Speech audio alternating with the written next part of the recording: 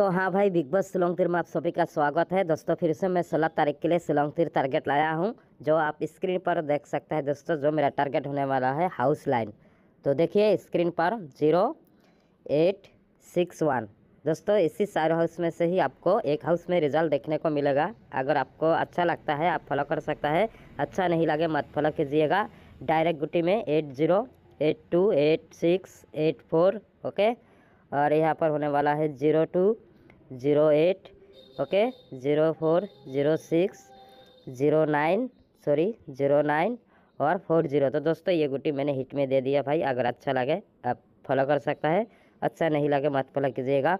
Normal में आप play कर सकता है 6068 ओके, 636562 ओके।